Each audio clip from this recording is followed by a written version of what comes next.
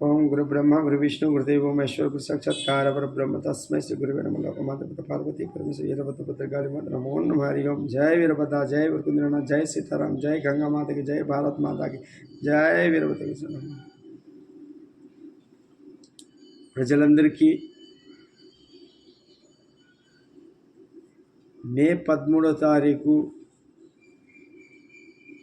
మన election day.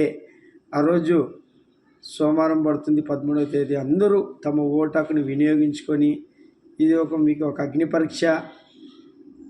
ఈ వీరభద్ర స్వామి మీకు ఒక అగ్ని పరీక్ష పెడుతున్నాడు. ధర్మాన్ని పట్టుకుంటారా, అధర్మాన్ని పట్టుకుంటారా, మీకు ఒక పరీక్ష పెడుతున్నాడు.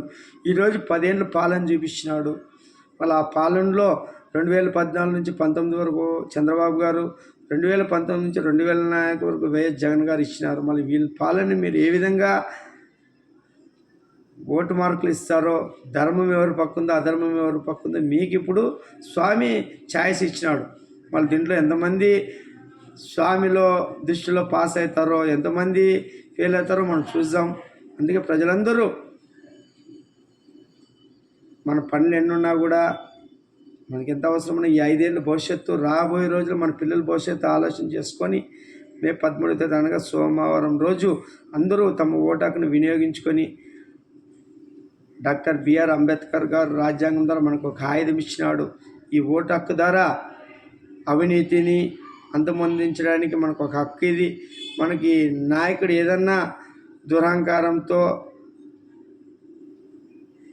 ప్రవర్తించిన, సరిగా రాజ్యం పరిపాలించి చేయకుండా అతనికి ఒక్కసారి ఈ ఆయుధంతోన బయటికి పంపించచ్చు అనమాట. ఈ విధంగా ఉంటుంది ఆయనకి చర్మగీతం పాడేది. అందుకే ప్రతి ఒక్క ప్రజలందరూ, ముఖ్యంగా మన ఆంధ్రప్రదేశ్ ప్రజల నుంచి తర్వాత భారతదేశ ప్రజలందరికీ ఇది ఒక మెసేజ్ అందరికీ తెలుపుతున్నాను. తమ ఓటు హక్కుని వినియోగించుకొని తద్వారా ధర్మాన్ని కాపాడవలసిందిగా కోరుతున్న. తర్వాత రాజ్యాంగం మనకి ఇచ్చిన హక్కుని వినియోగం చేసుకోండి. తర్వాత జూన్ 4కి ఆ పరమశివుడు నిర్ణయం ఉంటుంది, శివుడి ఆజ్ఞ. ధర్మానికి విజయం ఉంటుంది. ఇది వీరభద్ర యుగము. అధర్మానికి అంతం ఉంటుంది. దుష్టులు శిక్షించబడతారు, ధర్మాత్ములు కాపాడబడతారు. అన్ని మంచి దినాలే ఉంటాయి. జై వీరభద్ర. నమో నమః.